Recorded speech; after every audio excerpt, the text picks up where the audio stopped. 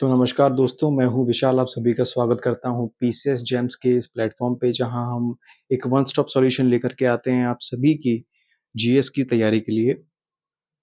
मुख्य मुख्य रूप से आप सभी जानते हैं कि हम लोग पीसीएस लेवल के एग्ज़ाम्स की तैयारी पे फ़ोकस करते हैं और उसमें भी ख़ास तौर से उत्तर प्रदेश पीसीएस और जितने भी उत्तर प्रदेश से संबंधित एग्ज़ाम्स हैं, उनकी।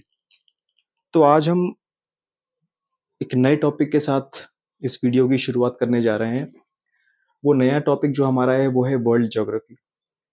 वर्ल्ड ज्योग्राफी जब हम पढ़ते हैं दोस्तों, तो आप प्रीवियस ईयर क्वेश्चंस उठा के देखिएगा उत्तर प्रदेश पीसीएस प्रीलिम्स के, तो आपको पता चलेगा कि वर्ल्ड ज्योग्राफी का एक बहुत ही अ, अच्छा खासा परसेंटेज आपके पीसीएस एग्जाम में देखने को मिल जाता है।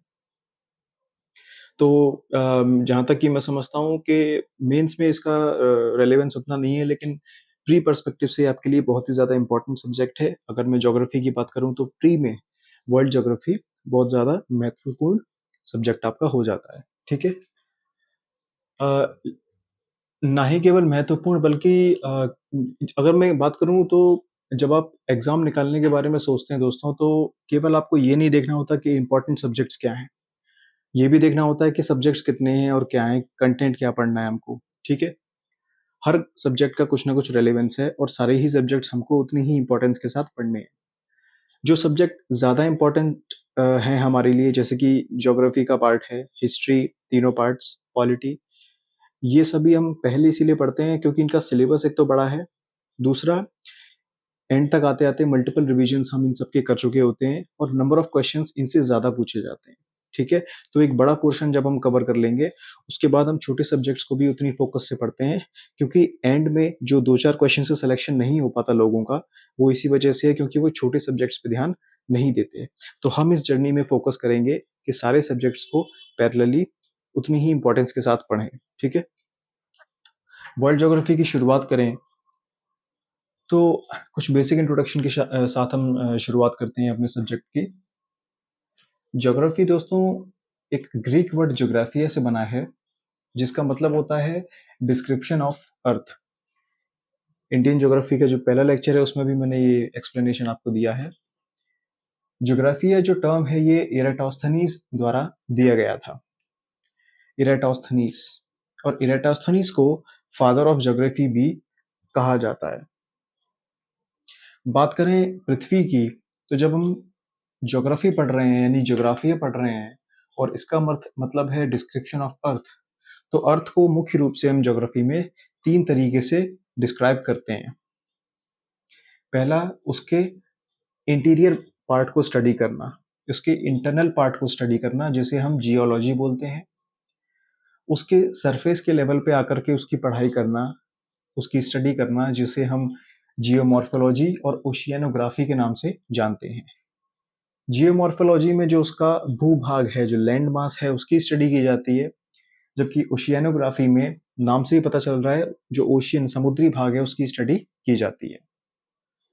अंदर से बाहर आ गए, अब बाहर से थोड़ा और ऊपर चलेंगे तो उसकी सराउंडिंग्स के बारे में भी स्टडी करना इसी का पार्ट है। सराउंडिंग्स में पहले नंबर पे आता है एटमॉस्फेयर। एटमॉस्फेयर की जब हम स्टडी करते हैं तो उसे हम टर्म देते हैं क्लाइमेटोलॉजी। क्लाइमेटोलॉजी, हवा पानी का अध्ययन करते हैं इसमें। वहीं दूसरी तरफ और ऊपर जाएंगे तो आता है यूनिवर्स, और यूनिवर्स की स्टडी को हम डालते हैं कॉस्मोलॉजी में। ठीक है दोस्तों, तो इस प्रकार से हम अर्थ को डिस्क्राइब करते हैं, इस प्रकार से हम अर्थ को पढ़ते भी हैं। ठीक है, अब ये तो हुआ एक बेसिक इंट्रोडक्शन का पार्ट ज्योग्राफी का। वर्ल्ड ज्योग्राफी जो हमारी है वो मुख्यतः ग्लोबल लेवल पे जितनी भी ज्योग्राफिकल फेनोमेना हैं, समुद्र हैं, पर्वत, पठार, बहुत सारी चीज़ें हैं जो हम इंडिया लेवल पे इंडियन ज्योग्राफी में पढ़ते हैं। उन्हीं चीज़ों को विस्तृत स्वरूप के साथ ग्लोबल लेवल पे पढ़ना होता है, उसी को हम वर्ल्ड ज्योग्राफी कहते हैं। और वर्ल्ड ज्योग्राफी को समझने के लिए जो सबसे इम्पोर्टेंट चीज़ है वो है मैप्स को समझना।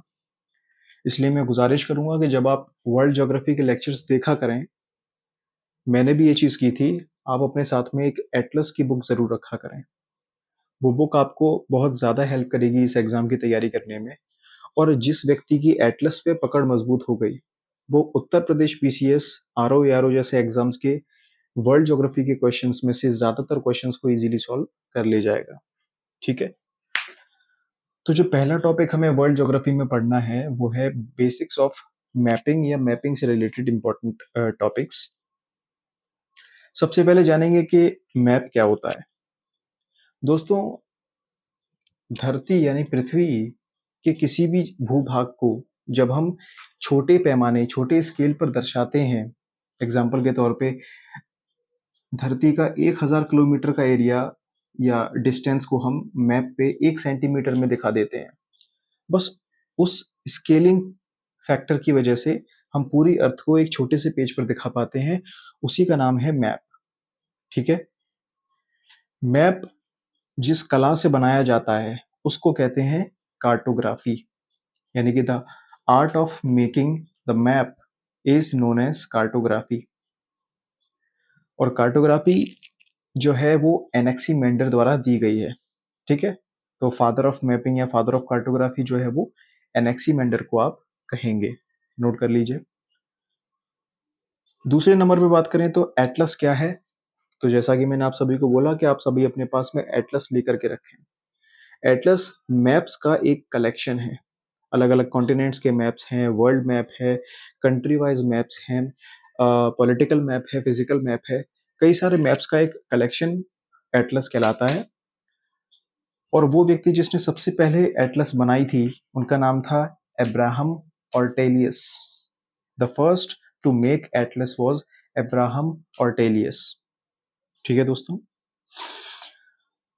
जो थर्ड हमारा कीवर्ड है बेसिक्स ऑफ मैपिंग में वो है ग्लोब। आप सभी ने सरकारी दफ्तरों में, टीवी में या अपने स्कूल कॉलेजेस में एक ग्लोब देखा होगा। प्रिंसिपल ऑफिस में कहीं भी एक धरती का पूरा एक ग्लोब रखा रहता है जो घूमता है, रोटेट करता है, टेबल वगैरह पे रखा रहता है। वही ग्लोब जो है हम लोग यहाँ पे बता रहे हैं। तो ये क्या है, बेसिकली ये अर्थ का एक स्फेरिकल मॉडल है। एक्चुअल अर्थ तो नहीं हो सकती, लेकिन उसी अर्थ का एक स्फेरिकल मॉडल है। किसके द्वारा दिया गया था, तो मार्टिन बिहेम, मार्टिन बिहेम द्वारा दिया गया था। अब ग्लोब से रिलेटेड जो फैक्ट है वो इस दुनिया का सबसे बड़ा जो ग्लोब है, लेकिन वो रोटेट नहीं करता, नॉन रोटेटिंग है, फिक्स्ड है अपनी जगह पर। उसका नाम है यूनिस्फेयर। यूनिस्फेयर ये कहाँ है, न्यूयॉर्क में। वहीं दूसरी तरफ जो सबसे बड़ा globe, largest globe, rotating nature का है, रोटेट भी करता है, उसका नाम है अर्था। अर्था ये कहाँ है, ये यूनाइटेड स्टेट्स ऑफ अमेरिका के मेन नामक जगह में पाया जाता है। इन पॉइंट्स को नोट डाउन करें।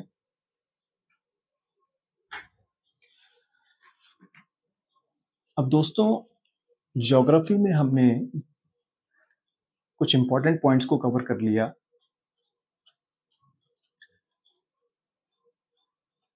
बेसिक्स ऑफ मैपिंग में हमने कुछ इंपॉर्टेंट कीवर्ड्स को देखा। अभी हमने पहले पेज पे कुछ इंट्रोडक्टरी पार्ट को पढ़ा।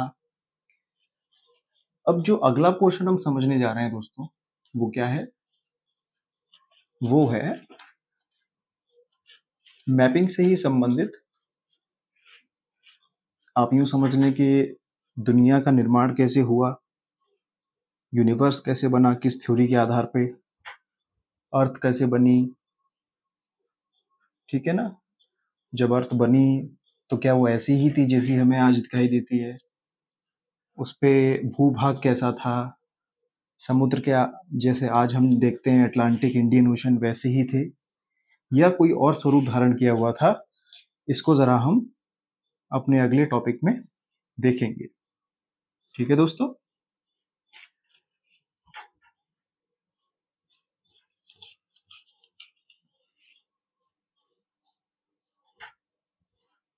चलिए।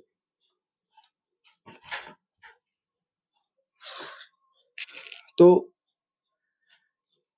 जो नेक्स्ट टॉपिक हमारा होने वाला है वो है, वैसी हेडिंग डाल लीजिए, वर्ल्ड मैप। वर्ल्ड मैप एक विस्तृत टॉपिक है ग्लोबली हम समझेंगे इस दुनिया में सभी कॉन्टिनेंट्स और ओशंस के बारे में, लेकिन उससे भी पहले हम जरा यूनिवर्स के ओरिजिन से चीजों को समझते हैं। हमारा जो यूनिवर्स है, इसका ओरिजिन लगभग 13.7 बिलियन ईयर्स अगो माना जाता है। कुछ लोगों का कम या ज़्यादा भी होता है, इसलिए हम लोग इसे 13 से 15 बिलियन ईयर्स अगो मान के चलते हैं। ठीक है दोस्तों, अब हमारा यूनिवर्स जब बना तो सबसे पहले उधर तारों का निर्माण होना शुरू हुआ। स्टार्स स्टार्स का ओरिजिन कब होता है? लगभग 10 बिलियन ईयर्स अगो, 10 बिलियन साल पहले। हम्म अब सितारों में भी हम थोड़ा सा और नजदीक आ जाएं तो सितारा हमारा सबसे नजदीकी कौन सा है? हमारा सूर्य, सन। सन ठीक है दोस्तों, सन बनता है हमारा लगभग 5 बिलियन ईयर्स अगो। सन के बाद हमारी बनती है अर्थ, जो कि तकरीबन 4.5 बिलियन साल पहले बनी, बिलियन ईयर्स अगो। और अर्थ पे फिर हम देखते हैं कि एक बड़ा सा सिंगल कॉन्टिनेंट का भाग है, अलग अलग कॉन्टिनेंट्स नहीं थे, एक सिंगल कॉन्टिनेंटल पार्ट था जिसे पेंजिया बोला जाता था, और एक सिंगल समुंदर था धरती जब बनी, उसे बोला जाता था पेंथलासा। ठीक है, इन पॉइंट्स को नोट करें, साथ ही साथ मैं आपको बताता हूं आगे की कहानी।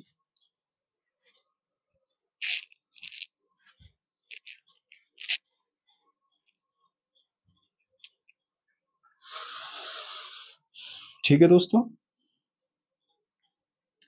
तो एक थ्योरी है कॉन्टिनेंटल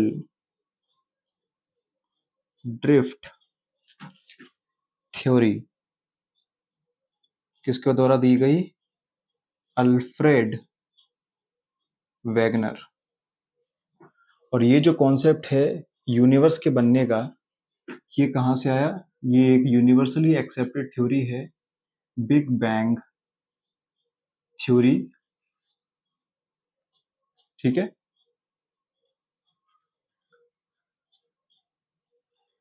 लेमेत्रे के द्वारा। इस थ्योरी के अकॉर्डिंग यूनिवर्स का फॉर्मेशन एक सिंगुलैरिटी होती है। इंडियन ओशन वाले लेक्चर में आप देखेंगे, फर्स्ट लेक्चर में सिंगुलैरिटी फटती है, उससे एनर्जी और मास का इजेक्शन होता है, और उस एनर्जी और मास से पूरे यूनिवर्स का निर्माण होता है। ठीक है, हम लोग चल रहे थे, धरती का निर्माण हो चुका था 4.5 बिलियन ईयर्स अगो, और इस धरती के निर्माण में एकदम से समंदर नहीं बना था। धरती पहले एक आग का गोला थी, वो आग का गोला धीरे धीरे ठंडा हुआ, जैसे जैसे वो ठंडा हुआ, गैसेस और हीट बाहर की ओर निकली, उससे बादल बने, वहां से कंडेंसेशन हुआ मॉइस्चर का, पानी आया, समंदर बने। इस प्रकार से धीरे धीरे धरती का निर्माण हुआ। समंदर यानी कि ओशियंस भी 3.8 बिलियन ईयर्स अगो बने, आप चाहें तो लिख सकते हैं। अब अल्फ्रेड वैगनर की ये थ्योरी जो है कॉन्टिनेंटल ड्रिफ्ट थ्योरी, ये क्या कहती है? ये कहती है कि हमारी जो अर्थ थी वो कुछ इस प्रकार से थी, समंदर बन चुका है, अर्थ ठंडी हो गई है, लैंड मास पीस पे आ चुका है, ये है इसका ओशियन, सिंगल ओशियन पूरा, और बीच में जो लैंड मास दिख रहा है, ये बेसिकली ये है इसका लैंड मास, यानी कि सिंगल लैंड मास हुआ करता था, जिसे कहा जाता था पेंजिया, PANGEA, और ओशियन वाले भाग को बोला जाता था पेंथालासा। ठीक है, अब धरती के अंदर के इंटरनल इफेक्ट्स की वजह से, अंदर से लगने वाले फोर्सेस की वजह से, ये जो भूभाग है ये दो टुकड़ों में टूट गया। ठीक है, ये जो भूभाग है ये दो टुकड़ों में टूट गया इस प्रकार से, और ये जो समंदर है ये इनके बीच में जगह बना करके घुस गया। तो ये जो सागर का भाग है, बीच में जो पानी घुसा, इस पानी को बोला गया टेथीस सागर, यानी कि टेथीस सी। समझ रहे हैं? और इस भूभाग का जो उत्तरी पोर्शन था इसे नाम दिया गया लॉरेशिया। क्या बोला गया? लॉरेशिया। वहीं जो उसका दक्षिणी भाग था उसे बोला गया गोंडवाना लैंड। गोंडवाना लैंड। समझ गए दोस्तों? पहले धरती ऐसी थी, अंदरूनी फोर्सेस के कारण बल पड़ा, ये जो जमीनी हिस्सा है ये दो भागों में टूट गया। ऊपर का भाग लॉरेशिया, दक्षिणी भाग गोंडवाना लैंड, बीच में जो समंदर भर गया उसको नाम दिया गया टेथीस सागर। ये वही सागर है जिसकी अंदर की धूल कण और मिट्टी से हिमालय का निर्माण हुआ है। ये वही टेथीस सागर है जिसके अंदर के सेडिमेंट्स से हिमालय का निर्माण हुआ है। ठीक है, मैं आगे लिखवाऊंगा अभी नोट करके, इतना आप पहले नोट डाउन कीजिए फिर हम आगे चलते हैं।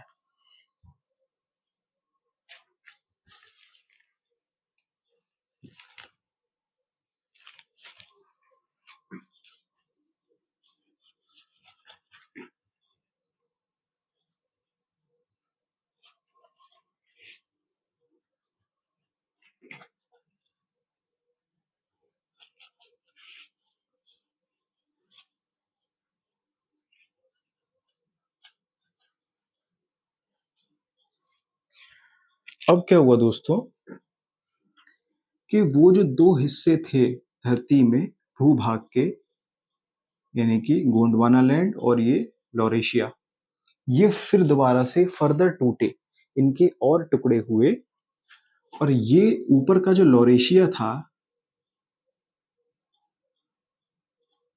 ये टूटता है, एक कॉन्टिनेंट है नॉर्थ अमेरिका, उसमें इसका जो पश्चिमी भाग है, वेस्टर्न पार्ट है, वो नॉर्थ अमेरिका बन गया, और जो बचा हुआ पोर्शन था वो टूटा दो कॉन्टिनेंट्स यूरोप और एशिया में। तो दोस्तों हमें धरती के तीन कॉन्टिनेंट्स मिल गए। उसी प्रकार से ये जो गोंडवाना लैंड है ये टूटा कई हिस्सों में। इसका एक हिस्सा वेस्ट का बन गया south America continent, south America continent. एक हिस्सा इसका बन गया अफ्रीका, अफ्रीका कॉन्टिनेंट। एक हिस्सा इसका बन गया ऑस्ट्रेलिया कॉन्टिनेंट। उसी प्रकार से एंटार्कटिका, एंटार्कटिका। और यहीं से एक भूभाग हमारी इंडियन प्लेट का भी निकला, यानी कि इंडिया, इंडियन प्लेट। ये इंडियन प्लेट हमारी जो है वो मुख्य रूप से गोंडवाना लैंड का पार्ट है, लेकिन आगे चल के ये इंडियन प्लेट यहां से टूटकर जा जुड़ती है यूरोपियन प्लेट में, यानी कि एशियन प्लेट में। ये यूरेशियन प्लेट जो है इस प्लेट में जा जुड़ती है, और यहीं से यहाँ से ये सेडिमेंट्स लेकर के जाती है टेथीस सागर के। और जब ये जुड़ती है लॉरेशियन प्लेट से, जैसे ही हमारी इंडियन प्लेट यहाँ से टूट करके ऊपर जाती है और जुड़ती है, तो बीच के जो सेडिमेंट्स होते हैं टेथीस सागर के, वो मिलकर के इकट्ठे होकर के हिमालय का निर्माण करते हैं। तो यानी कि आप नोट कर लेंगे कि ये जो बीच का टेथीस सी है इसके सेडिमेंट्स से हिमालय का फॉर्मेशन होता है, हिमालयन फॉर्मेशन। ठीक है मेरे दोस्तों,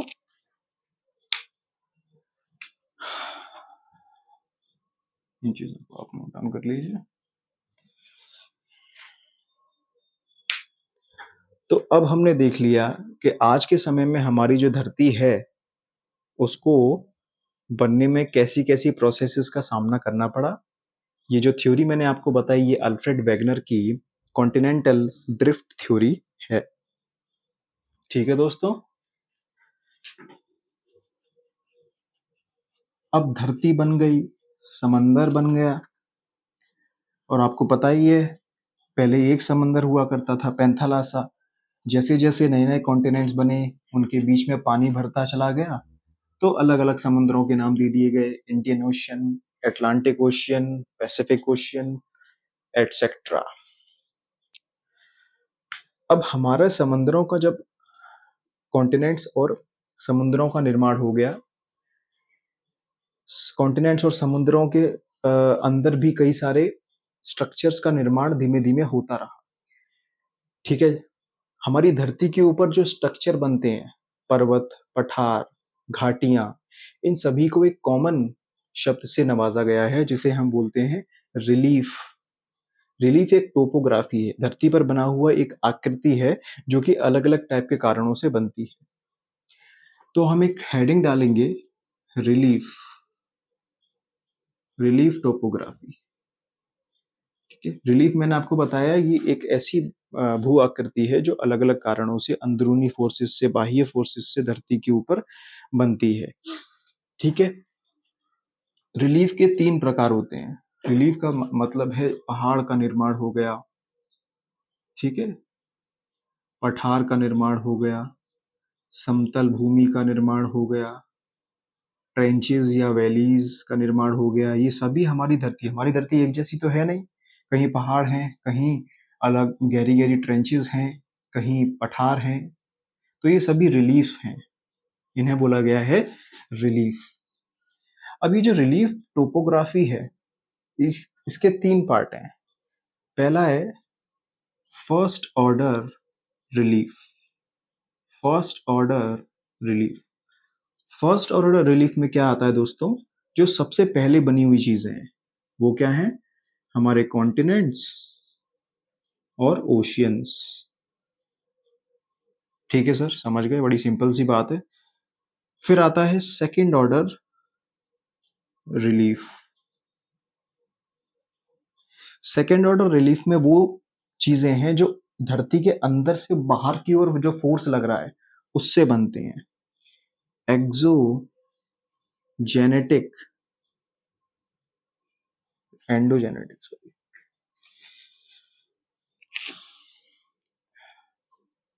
एंडोजेनेटिक फोर्सेस बोलते हैं, जो अंदर से बाहर की ओर लग रहे हैं, से बनने वाले relief. Endogenetic forces leading to relief formation. उदाहरण के तौर पे मैं बोल सकता हूं माउंटेन्स, माउंटेन्स, प्लेटूज यानी कि पठार, ठीक है, एटसेट्रा। इसके बाद एक आखिरी रिलीफ आता है, एक आखिरी प्रकार की ऐसी टोपोग्राफी आती है धरती पर, जो कि है थर्ड ऑर्डर रिलीफ। और आप में से काफी सारे लोग समझ चुके होंगे कि मैं किस प्रकार के फोर्सेस की बात करूंगा इसमें, जो धरती के ऊपर बाहर से लग रहे हैं, धरती के ऊपर, यानी कि exogenetic forces leading to relief formation. उदाहरण, घाटियां, नदी द्वारा पर्वत पर लगाया गया एक जोर, जिससे सेडिमेंट्स रिप्लेस होते हैं और घाटियों का निर्माण होता है। इसे नोट डाउन कीजिए, रिलीफ। अब दोस्तों, मैंने आपको एक अच्छा खासा आइडिया दे दिया धरती के निर्माण का, धरती पे कॉन्टिनेंट्स और ओशियंस के फॉर्मेशन का, कॉन्टिनेंट्स और ओशियंस में रिलीफ के बनने का। जैसे रिलीफ यहाँ बन रहे हैं, ऐसे अंदर समंदर में भी बनते हैं, अंदर से फोर्स लग रहा होता है, वाटर बेड जो समंदर के अंदर धरातल है वहां पे कई बार वोल्केनिक इरप्शंस होते हैं, लावा निकल के आता है, तुरंत ठंडा होकर के पहाड़ी रिलीफ का निर्माण करता है समंदर के अंदर भी। इस प्रकार से रिलीफ का फॉर्मेशन धरती पर होता है। अब हम अपने मेन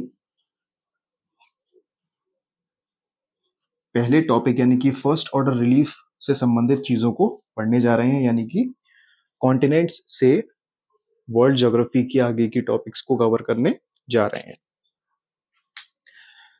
तो अब हमारा जो टॉपिक आने वाला है दोस्तों वो है कॉन्टिनेंट्स। कॉन्टिनेंट्स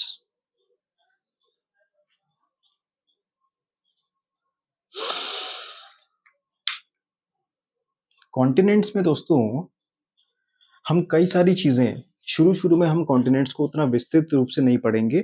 कुछ कुछ बेसिक इंफॉर्मेशन सभी कॉन्टिनेंट्स की लेकर के चलेंगे जो इम्पोर्टेंट भी है।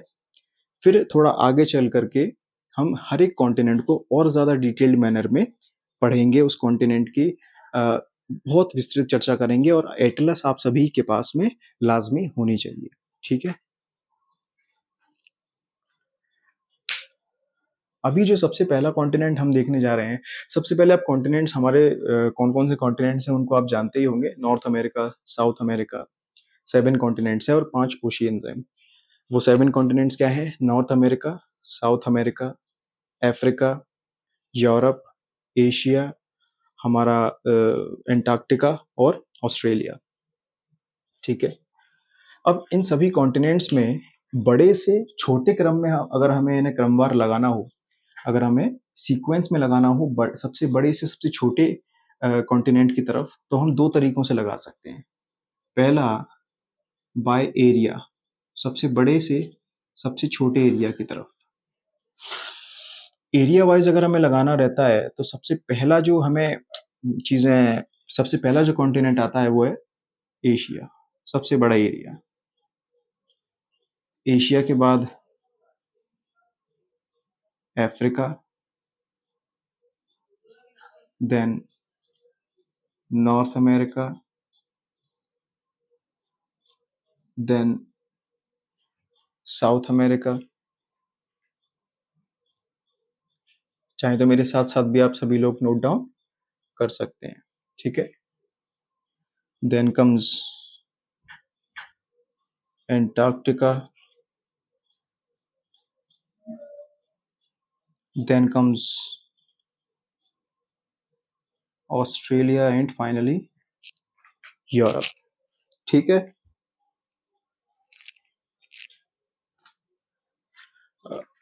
लास्ट के दो में इंटरचेंज करेंगे।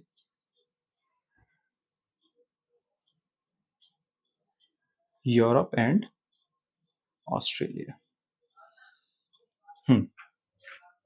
ठीक है,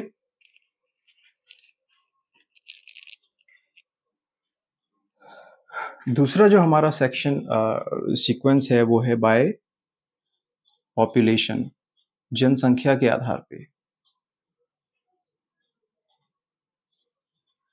बाय पॉपुलेशन जब हम देखें तो जो सबसे पहला नाम आता है अगेन वो आता है Asia, then comes Africa, then comes Europe, then north America, फिर साउथ अमेरिका, फिर ऑस्ट्रेलिया और लास्ट में एंटार्कटिका। ठीक है दोस्तों, इन दोनों पॉइंट्स को नोट डाउन कीजिए।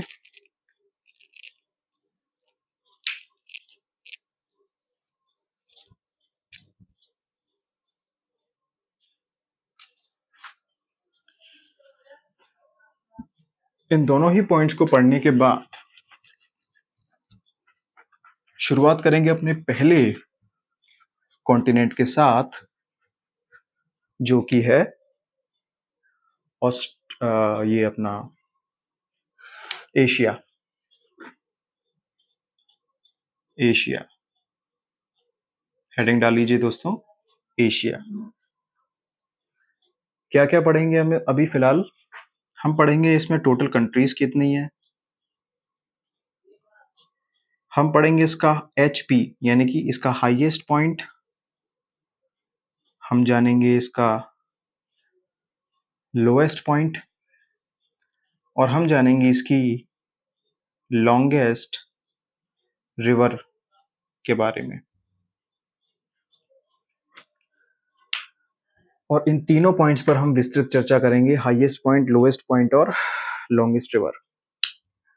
एशिया में कुल कंट्रीज लिख लें 48। इसका highest point is mount Everest, जो कि दुनिया का हाईएस्ट पॉइंट भी है। इसका लोएस्ट पॉइंट है मृत सागर, डेड सी, ठीक है।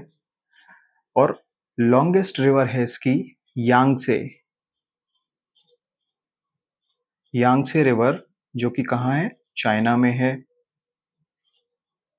समझ गए दोस्तों?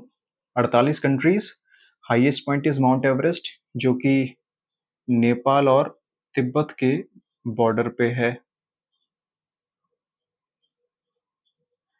डेड सी इसका लोएस्ट पॉइंट है, 430 मीटर नीचे है ये ओशियन लेवल से, और ये दुनिया का भी सबसे लोएस्ट लेक है दुनिया का, ठीक है। और एशिया का लोएस्ट पॉइंट है। ये कहाँ है डेड सी? ये कोई सागर नहीं है, it is a kind of lake.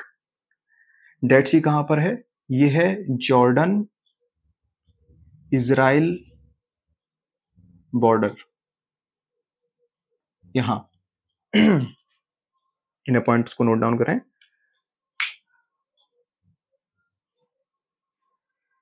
सबसे पहली जो चीज हमें पढ़नी है दोस्तों, वो पढ़नी है हाईएस्ट पॉइंट यानी कि माउंट एवरेस्ट के बारे में। माउंट एवरेस्ट, ठीक है, हेडिंग डालना है।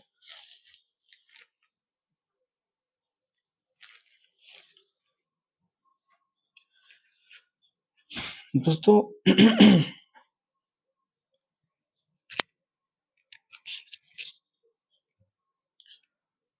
माउंट एवरेस्ट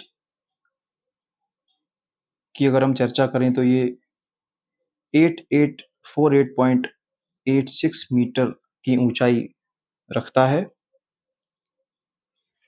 ये ना ही केवल एशिया का बल्कि दुनिया का सबसे ऊंचा पॉइंट है।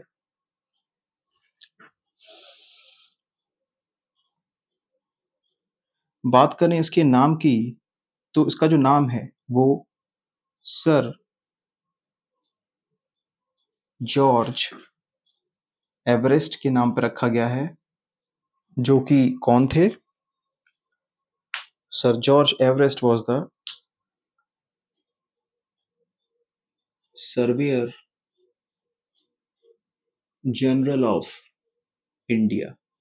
He was the surveyor general of India. इसके अलावा इसे अलग अलग नामों से भी जाना जाता है, जैसे कि इसे सागर माथा बोला जाता है नेपाल में,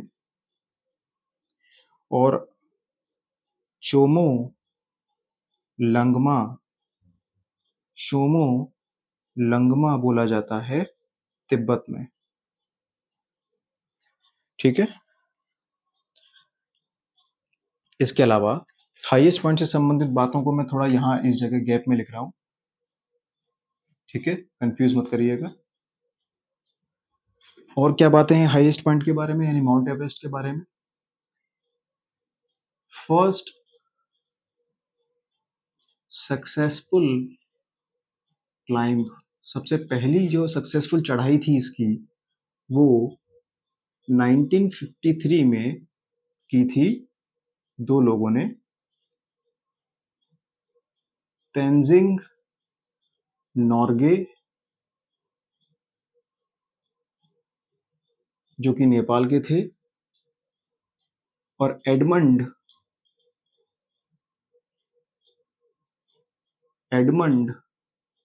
हिलेरी, और एडमंड हिलेरी जो कि कहाँ के थे दोस्तों? तेंजिंग नॉर्गे नेपाल के, और एडमंड हिलेरी न्यूजीलैंड। NZ से डिनोट कर रहा हूँ न्यूजीलैंड को, न्यूजीलैंड। सबसे पहली जो सक्सेसफुल क्लाइंब थी, चढ़ाई थी इसकी, वो 1953 में देखने को मिली, ठीक है। नोट डाउन कीजिए इन पॉइंट्स को। और आप सभी को पता है कि ये किसका पार्ट है? हिमालयास का पार्ट है। ठीक है, इन पॉइंट्स को नोट डाउन कर लीजिए।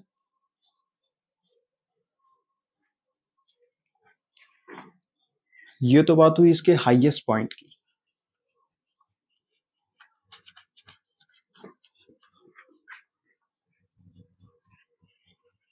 अब जिक्र करें अगर इसके लोएस्ट पॉइंट के बारे में, एलपी यानी लोएस्ट पॉइंट, जो कि है मृत सागर, डेड सी। तो मैंने आपको बताया ये जॉर्डन और इजराइल के बॉर्डर पे है। ये बड़ा ही इंटरेस्टिंग चीज है।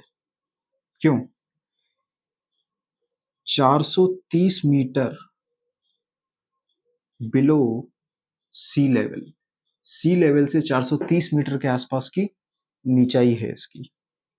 और ये दुनिया का सबसे लोएस्ट लेक भी कहलाता है। ठीक है,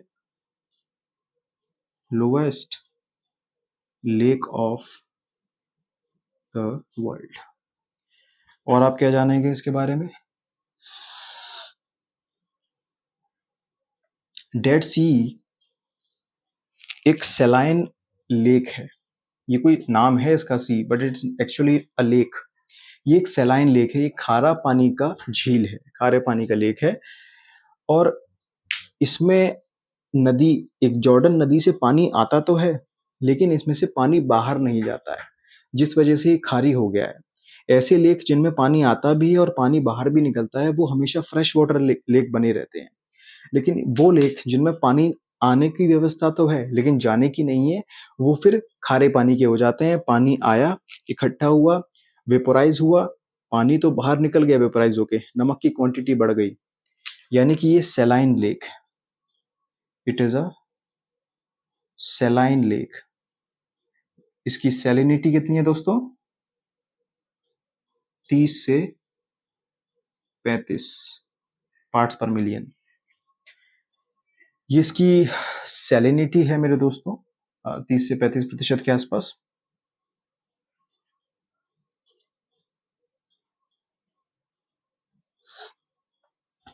ठीक है, और डेड सी जो है, ये दुनिया का दूसरा सबसे खारी पानी का झील है। Second most सेलाइन lake of world. ठीक है, इन पॉइंट्स को नोट डाउन करें।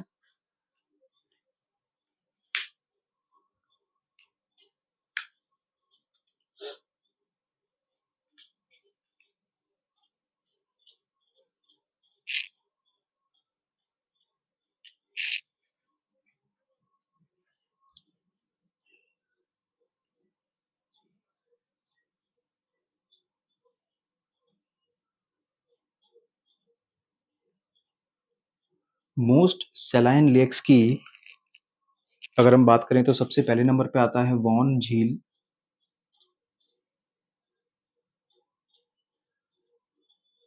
फिर डेड सी,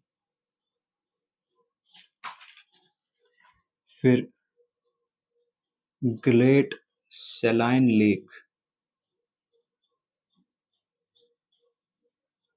ऑफ अमेरिका।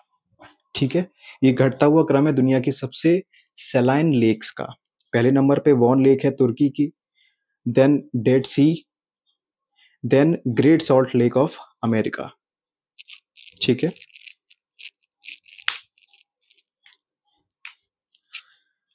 इसके अलावा दोस्तों जो नेक्स्ट इंपॉर्टेंट चीज हमें जाननी है, नोट करके उसको भी आप चाहें तो लिख सकते हैं, एक नोट और डालिएगा, एक नोट और डालिएगा दोस्तों। इसमें आप हेडिंग डालिए, दुनिया की 3 सबसे लोवेस्ट लेक, सबसे लोवेस्ट लेक। ठीक है,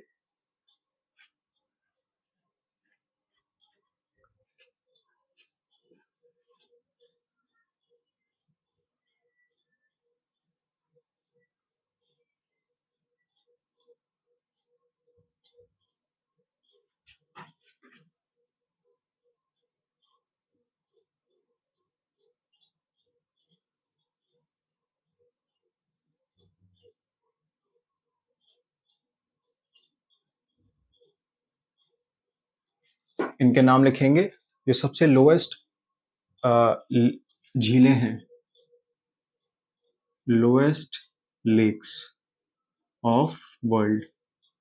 पहले नंबर पे सबसे लोएस्ट है डेड सी, दूसरे नंबर पे है सी ऑफ गलीली, सी ऑफ गलीली जो कि इजराइल की है, और थर्ड नंबर पे है असाल लेक, असाल लेक जो कि अफ्रीका के जिबूती में पाई जाती है। इन तीनों को नोट डाउन करें, बहुत ही इंपॉर्टेंट है, क्वेश्चन आ सकता है।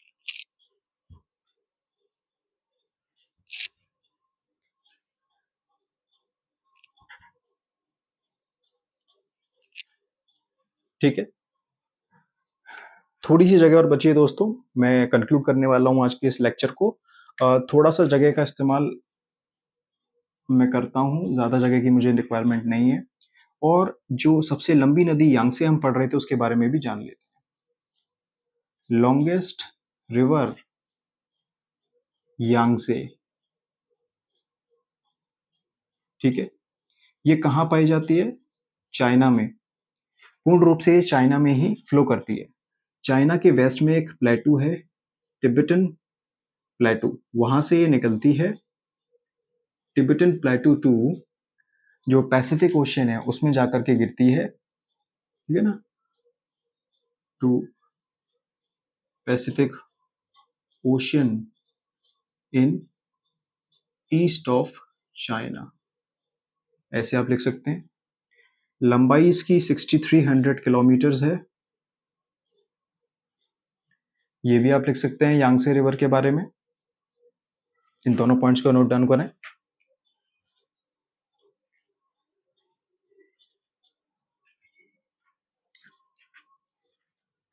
और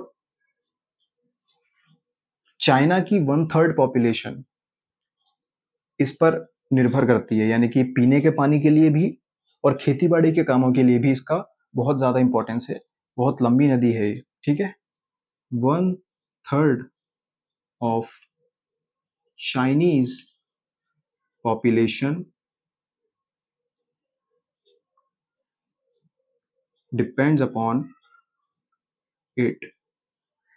ठीक है दोस्तों, तो ये हमने अपना पहला कॉन्टिनेंट पूरा कर लिया, एशिया। अब नेक्स्ट हम अपने अगले कॉन्टिनेंट के साथ आपको मिलेंगे अगले वर्ल्ड ज्योग्राफी के लेक्चर में, जिसका नाम है अफ्रीका। तब तक के लिए अपना ख्याल रखें, पढ़ाई और रिवीजन करते रहें। बहुत बहुत धन्यवाद। जय हिंद।